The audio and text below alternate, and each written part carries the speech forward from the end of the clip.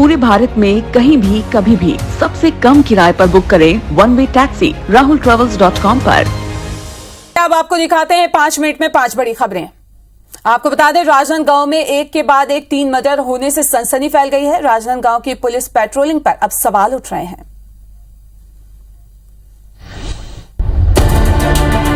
Double murder से थर्राया राजनांदगांव, खून से लथपथ हुई सड़क, पुलिस पेट्रोलिंग पर उठे सवाल, फिर से चाकूबाजी, बेखौफ अपराधी। राजनांदगांव में बुधवार की सुबह गौरीनगर और नंदई में 2 युवकों की लाश मिलने से सनसनी फैल गई। दोनों युवकों की हत्या चाकू मार कर की गई है। पुलिस ने शुरुआती जांच में गैंगवार का अंदेशा जताया है। नंदई चौक में अंदर गली है सकरी, वहां पर एक लाश मिली है और दूसरी जो मृतक हमें बॉडी मिली है वो अस्पताल में मिली, जिला अस्पताल। एक ही रात में 2 मर्डर होने से पुलिसिंग पर भी सवाल उठ रहे हैं। अभी तक ऐसा क्लियर नहीं हुआ है कि डायरेक्टली उन दोनों का लिंक है या उनके आपस में ऐसा कुछ रंजिश है, बट उसमें मतलब जांच चल रही है। मंगलवार को भी मोखला में खेत में एक युवक की लाश मिली थी। चाकूबाजी से लोगों की जान जा रही है। अब देखना होगा कि पुलिस महकमा चाकूबाजी के रोकथाम में क्या कदम उठाता है। तो मंडला में एक निजी स्कूल में 3वीं क्लास की छत का प्लास्टर गिरने से 3 बच्चे घायल हो गए हैं। हादसे ने स्कूल प्रबंधन की लापरवाही को पूरी तरीके से उजागर कर दिया है। देखिए एक रिपोर्ट।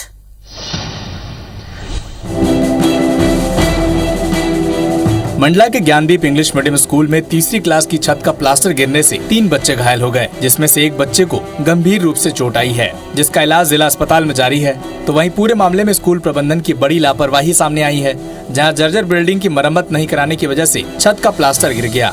स्कूल प्रबंधन का कहना है कि सभी बच्चे प्रार्थना के लिए मैदान में गए हुए थे। तभी 2-3 बच्चे बैग रखने के लिए पहली मंजिल में स्थित अपनी कक्षा में गए थे। इसी दौरान कमरे में यह हादसा हो गया।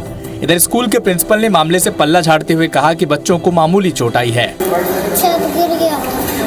कैसे गिरा? लिख रहा था।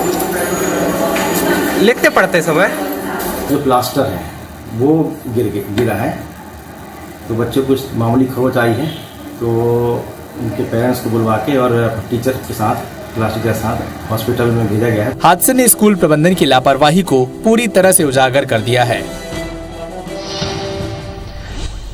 सरकारी कर्मचारी की हड़ताल में शिक्षकों के शामिल होने से सरगुजा जिले के करीब 1000 से ज्यादा स्कूलों में ताला जड़ा हुआ है। किसी को छात्रों के भविष्य की चिंता नहीं है।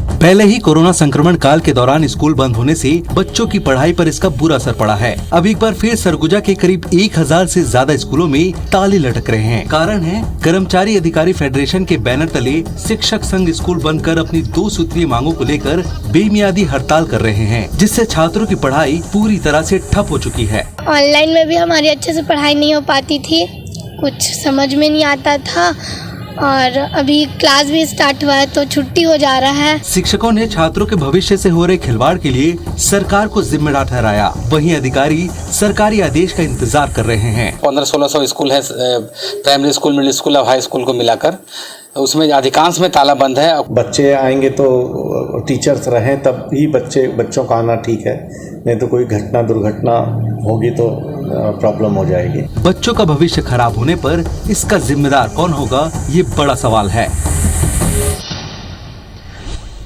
बिजली बिल के बकाये से प्रदेश का पूरा ऊर्जा विभाग परेशान है। ग्वालियर में करीब 45 करोड़ का बिजली बिल बकाया है, लेकिन हैरानी की बात यह है कि ऊर्जा मंत्री प्रद्युमन सिंह तोमर के विधानसभा क्षेत्र में सबसे ज्यादा बिजली बिल का बकाया है, जो करीब 18 करोड़ के आसपास है, जिस पर अब कांग्रेस सवाल उठा रही है। देखिए एक रिपोर्ट। मध्य क्षेत्र विद्युत वितरण बिजली कंपनी का ग्वालियर में कुल 45 करोड़ रुपए का बकाया है, जिसमें से ज्यादातर बकाया करीब 5 साल पुराना है। इस 45 करोड़ के बकाया में करीब 18 करोड़ रुपए का बकाया ऊर्जा मंत्री प्रद्युमन सिंह तोमर के विधानसभा क्षेत्र से सामने आया है। इधर बिजली कंपनी बकाया राशि को वसूलने के लिए सभी संभागों में लगातार कनेक्शन काटने और कुर्की की कार्रवाई कर रही है। देखिए, ये लॉन लॉसेज पहले से कम हुए हैं। मैं स्पष्ट करना चाहता हूँ, जब से मैं ऊर्जा मंत्री बना हूँ तब से ग्वालियर क्षेत्र में भी वसूली का प्रतिशत बढ़ा है। इधर ऊर्जा मंत्री प्रद्युमन सिंह तोमर के विधानसभा क्षेत्र में बिजली बिल बकाया होने पर कांग्रेस सवाल उठा रही है। अपनी विधानसभा में जो विद्युत उपभोक्ता है उनको उन्होंने खुली छूट दे रखी है, क्योंकि वो उनके वोटर्स हैं। बाकी जो व्यक्ति हैं उनको भी ऐसे क्षेत्रों की वसूली जो है उसका भाग बनना पड़ता है। ग्वालियर शहर के बाहरी क्षेत्र में बसी अवैध कॉलोनियों के चलते लाइन लॉस सबसे ज्यादा है। इन इलाकों में उपभोक्ता ट्रांसफार्मर से सीधे बिजली चोरी कर रहे हैं, जिससे इन इलाकों से राजस्व भी नहीं मिल रहा है।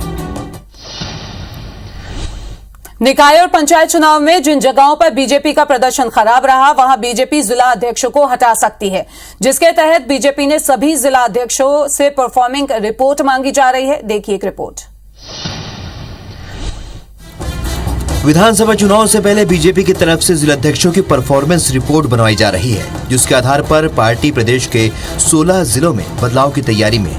जिन जिलों से जिलाध्यक्षों की ज्यादा शिकायतें मिल रही हैं, उनको जल्द बदला जा सकता है। निकाय चुनाव में जहां पार्टी के प्रत्याशियों की हार हुई या क्रॉस वोटिंग हुई, वहां भी अध्यक्षों को बदला जा सकता है। संगठन ने कार्यकर्ताओं और जनप्रतिनिधियों के जरिए जिलाध्यक्षों की जानकारी मंगवाई है।